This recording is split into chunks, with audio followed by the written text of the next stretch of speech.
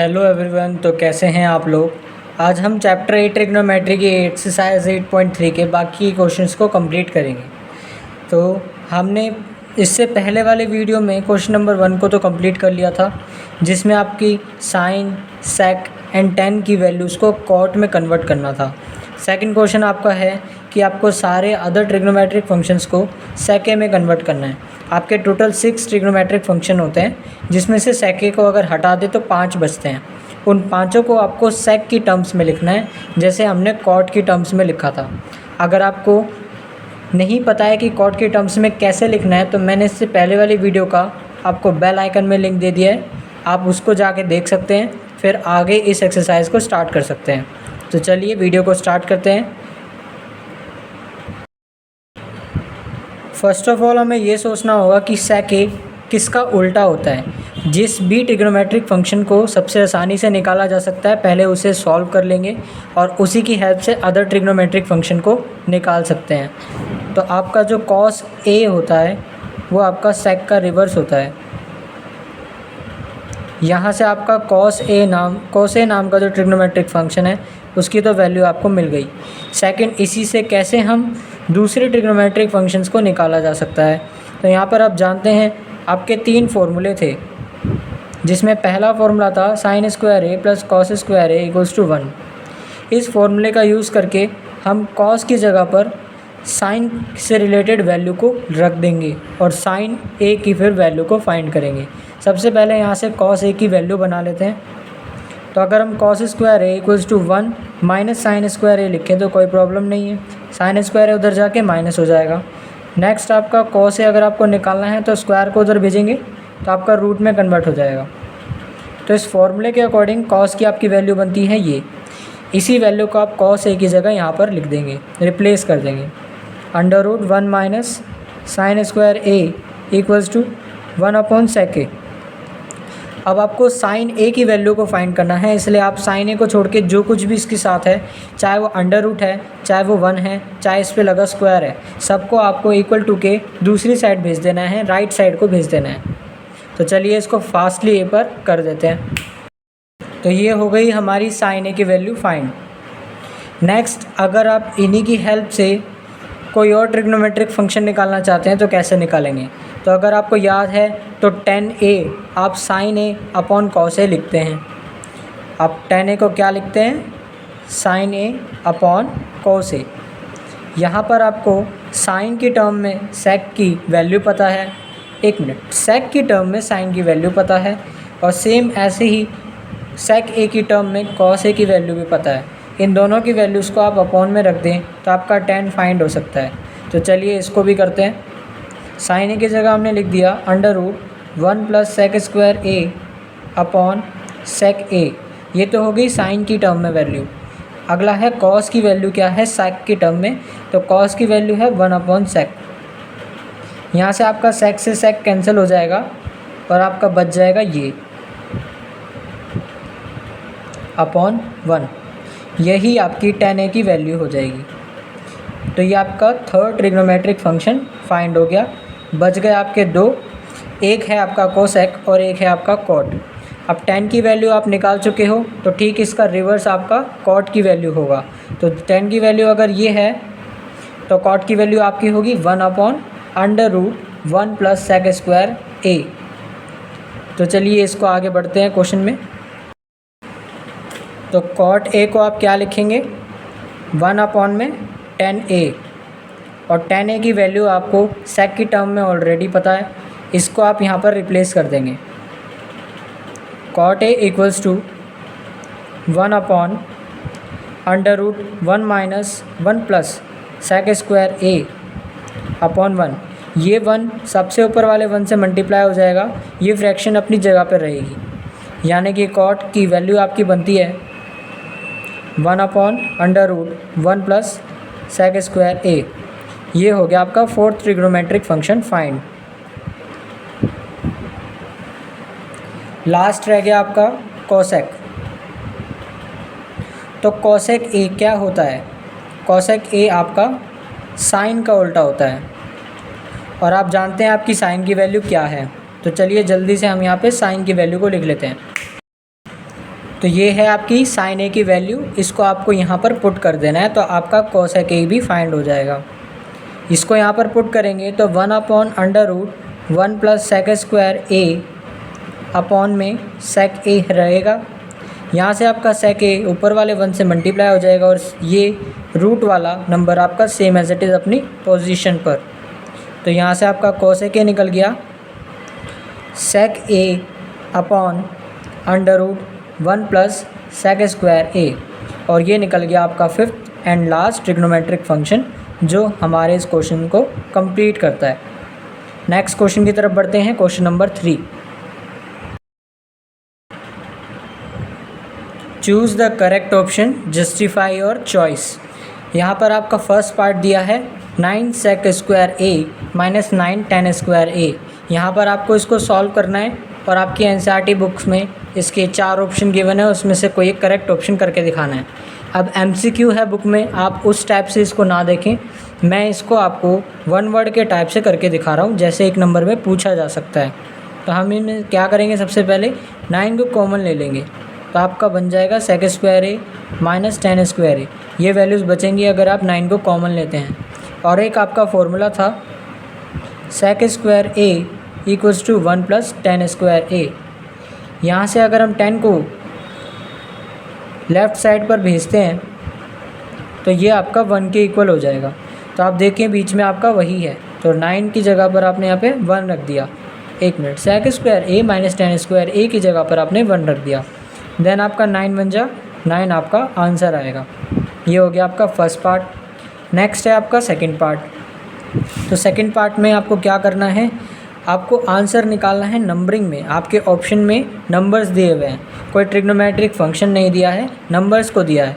तो अगर आपको इसे सॉल्व करना है तो आप सबसे पहले क्या करेंगे, सबको साइन कोस में चेंज कर दो। 10 को आप लिख सकते हैं sin theta upon cos theta, sec को आप लिख सकते हैं 1 / cos थीटा, देन आप 1 + कॉट को लिख देंगे cos theta upon sin theta, cosec को लिख देंगे 1 / sin थीटा, देन इसके नीचे 1 लगा लेंगे एंड इसके नीचे 1 लगा लेंगे और इंडिविजुअली इन ब्रैकेट्स में आप एलसीएम को ले लेंगे। यहाँ एलसीएम लेने पे आपका बनेगा cos थीटा और अगर यहाँ एलसीएम लेंगे तो आपका बनेगा sin थीटा। यहाँ पर आपका cos थीटा आ जाएगा, यहाँ पर no change and same as it is यहाँ पर नो चेंज। फिर आपका यहाँ पर sin थीटा आ जाएगा, यहाँ पर cos थीटा आ जाएगा और यहाँ पे -1। अब आप ध्यान से देखें इस वाले नंबर को,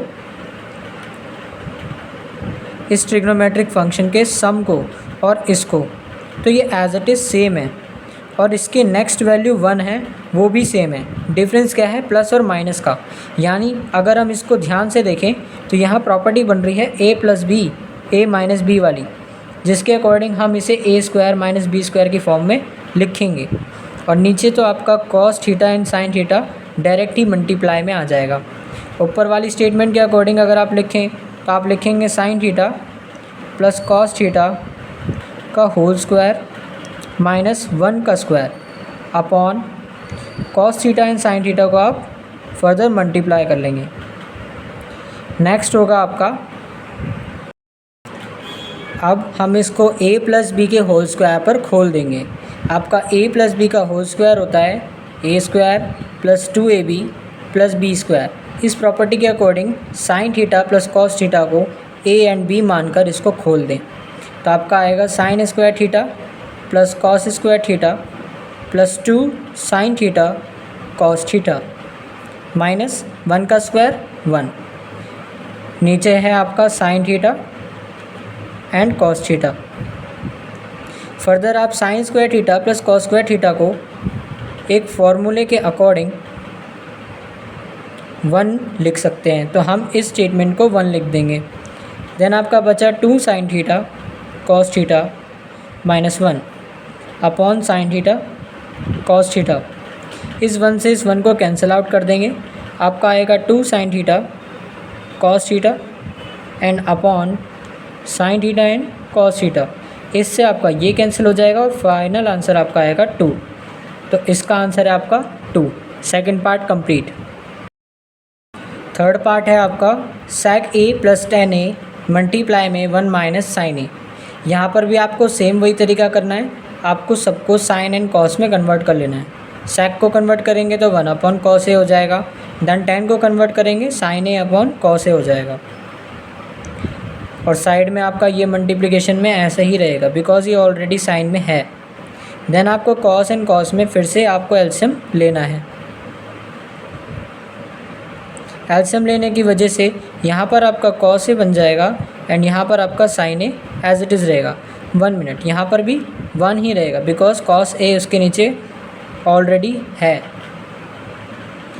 एंड अब ऊपर वाली स्टेटमेंट को अगर आप मल्टीप्लाई करें, ये है 1 प्लस साइन ए, सेम ऐसे ही है ये 1 minus sine A. Previous question की तरह ये भी a plus B and a minus B का पैटर्न बना रहे हैं, जिस वजह से हम इसको a square minus B square की प्रॉपर्टी के अकॉर्डिंग लिखेंगे। तो ये हो जाएगा आपका 1 का square minus sine square A upon cos A. Then आप इसको सॉल्व करें तो 1 minus sine square A upon cos A. ऊपर वाली स्टेटमेंट के अकॉर्डिंग अगर हम पिछले फॉर्मूले पे जाएं, जो कि हमारा फॉर्मूला था ये वाला, अगर हम इस केस में साइन स्क्वायर थीटा को उधर भेजते हैं तो आपका 1 माइनस साइन स्क्वायर थीटा की वैल्यू आपकी कॉस स्क्वायर थीटा बनती है। तो इसी वजह से हम यहाँ पर लिख देंगे कॉस स्क्वायर ए एंड नीचे भी आपका कॉस ए ही गिवन है। एक कॉस से एक कॉस कट जाएगा और आपका कॉस ए आंसर आएगा। ये हो गया आपका थर्ड पार्ट फिनिश। नेक्स्ट आपका फोर्थ पार्ट, इसमें भी सेम वही काम करना है आपको। सबको आपको 1 अपॉन मतलब साइन एंड कॉस में कन्वर्ट करते जाएं। 1 plus sign square A upon में cos square A, 1 plus cos square A upon sine square A. Then आपको इस 1 के नीचे 1 लगाना है और इस 1 के नीचे 1 लगाना है और ऊपर नीचे दोनों जगह आपको एलसीएम ले लेना है। एलसीएम आपका आएगा कॉस स्क्वायर ए और नीचे अगर आप एलसीएम लेते हैं तो आपका एलसीएम आएगा साइन स्क्वायर ए। ऊपर वाले कॉस स्क्वायर ए की वजह से ये वाला नंबर आपका कॉस स्क्वायर ए से मल्टीप्लाई होगा, देन आपका ऊपर बन जाएगा ये। ऐसे ही नीचे आपका साइन स्क्वायर ए से मल्टीप्लाई होगा और आपकी स्टेटमेंट बन जाएगी ये। दोनों ही स्टेटमेंट आपकी 1 के इक्वल है फॉर्मूले के अकॉर्डिंग, तो हम इसे लिखेंगे 1 अपॉन कॉस स्क्वायर ए और नीचे वाले को 1 अपॉन साइन स्क्वायर ए। देन आप 1 को साइन स्क्वायर ए से मल्टीप्लाई करेंगे एंड कॉस स्क्वायर ए को 1 से मल्टीप्लाई करेंगे, तो आपकी स्टेटमेंट बनती है sign square A multiply 1 upon cos square A multiply 1। 1 से मल्टीप्लाई होने पे आपका कोई इफेक्ट नहीं पड़ता है स्टेटमेंट पे, तो हम same as it is statement को लिख देते हैं। और अगर इन स्टेटमेंट को अब आप देखें ध्यान से तो ये आपका बनता है tan स्क्वायर ए और ये आ गया आपका आंसर। क्वेश्चन नंबर 4 है आपका प्रूव द फॉलोइंग आइडेंटिटीज़। ये आपका चैप्टर का भी और एक्सरसाइज का भी लास्ट क्वेश्चन है और यही क्वेश्चन बच्चों को सबसे ज़्यादा डिफ़िकल्ट क्यों लगता है, बिकॉज इसमें प्रूव है। ऐसा कुछ नहीं होता प्रूफ में, बल्कि ट्रिग्नोमेट्रिक फंक्शन के हिसाब से तो आपका प्रूफ और आसान होता है। बस आपको इतनी सी बात सोचनी है, कैसे अगर आप LHS ले लें तो LHS से RHS पे कैसे पहुंचा जाए, और अगर आप RHS को ले रहे हैं तो LHS तक कैसा पहुंचा जाए। यहाँ पर आपका एक यहाँ पे लॉजिक अच्छा बैठता है कि अगर आपकी स्टेटमेंट सीधी सीधी लिखी है जिसके अपॉन में कुछ नहीं है, तो उसको अगर आप सॉल्व करें तो आपका ईजिली कन्वर्ट हो जाता है। हो सकता है अगर आपको अपॉन वाली चीज़ को इसमें कन्वर्ट करना हो तो आपको मुश्किल आए। तो मेरा यही मानना है, आप इस स्टेटमेंट को सॉल्व करना स्टार्ट करें और हमेशा उसी स्टेटमेंट को सॉल्व करें जिसके अपॉन में कुछ ना दे रखा हो, तो आपका आंसर इजीली निकलता जाएगा। अगर आपकी कैलकुलेशन बेस स्ट्रॉन्ग है तो आपको कुछ नहीं करना है, इसको a माइनस बी के होल स्क्वायर पे खोलना है। आपकी जो अलजेब्रिक आइडेंटिटीज़ हैं उनका ज़्यादा यूज़ होगा, तो आपको वो आइडेंटिटीज़ का आना चाहिए। a प्लस बी का whole square, a minus B का whole square, a plus B का होल क्यूब क्या होता है, a माइनस बी का होल क्यूब क्या होता है, ये आइडेंटिटीज़ आपको आना मस्ट है, नीडेड है। चलिए आप क्वेश्चन को स्टार्ट करते हैं और अब सबसे पहले LHS को उठाते हैं। अगर हम LHS को उठा रहे हैं तो हमें कुछ भी करके उसे RHS में कन्वर्ट करना है। तो अगर हम कॉसेक को और कॉट को साइन और कॉस के रूप में बनाना चाहें तो हमें क्या करना होगा, कॉसेक और कॉट को साइन और कॉस की वैल्यूज़ में लिखना होगा। उससे पहले हम इसका स्क्वायर कर देते हैं, और मेरे ख्याल से स्क्वायर करने से पहले अगर हम इस चीज़ को करते हैं तो हमारा आंसर कॉम्प्लिकेटेड नहीं बनेगा और आपको समझ में भी आसानी से आएगा। तो हम एक काम करते हैं, कोसेक को पहले लिख लेते हैं 1/sin a और कॉट ए को लिख लेते हैं cos a/sin a। देन इसका स्क्वायर करने से पहले अंदर एक काम करते हैं, एलसीएम को ले लेते हैं। एलसीएम लेने पर आपका हो जाएगा sin a, ऊपर हो जाएगा आपका 1 - cos a। देन अब आप इसका स्क्वायर कर दें, अब इजीली आपका सॉल्व हो जाएगा। 1 - cos a का ऊपर स्क्वायर हो जाएगा, देन आपका नीचे sin a का अलग स्क्वायर हो जाएगा, जो कि sin स्क्वायर a बन जाएगा। अब आपको ऊपर वाली स्टेटमेंट को a - b के होल स्क्वायर पर खोलना है, जो कि होता है a² + b² - 2ab। इसके अकॉर्डिंग अगर इसे खोलते हैं तो 1 का square 1 plus cos square a and minus में 2 cos a। मल्टीप्लाई में 1 ले सकते हैं आप ये वाला, बट इससे कोई इफेक्ट तो पड़ेगा नहीं। देन आप नीचे ले लेंगे sin स्क्वायर a। अब इसका स्क्वायर करके मेरे ख्याल से आपका बेनिफिट नहीं रहेगा। आप एक काम करिए, 1 - cos a को 2 टाइम्स में लिख दीजिए और डिवाइड में इसके लगाइए sin स्क्वायर a। अब देखिए, मैंने आपको ये जो वीडियो बना रहा हूँ, ये वीडियो मैंने बिल्कुल भी कट करके नहीं बनाई है। आपको इसी टाइम पे मैंने ये सॉल्व करके दिखाया और जैसे ही मुझे लगा मेरा आंसर नहीं आ पाएगा तो मैंने डिफरेंट मेथड को अप्लाई किया। पेपर में भी सेम आपको यही फंडा अप्लाई करना है और कुछ नहीं है इन क्वेश्चंस में, ये आराम से हो जाएंगे। अब मैंने ये चीज़ क्यों करी, क्योंकि मैं sin स्क्वायर ए को फर्दर 1 - cos स्क्वायर ए लिखना चाहता हूँ फॉर्मूले के अकॉर्डिंग, जिसके कारण मैं इनमें से कुछ ना कुछ तो काट पाऊँगा, ऐसा मुझे पॉसिबिलिटी लग रही है, इसलिए मैंने इसको इस तरीके से लिख दिया। अब नीचे हम एक काम करते हैं, उस sin स्क्वायर ए को लिख लेते हैं। हम sin स्क्वायर ए को लिख लेंगे 1 - cos स्क्वायर ए। यहाँ पर आपको फिर से यही लिखना है।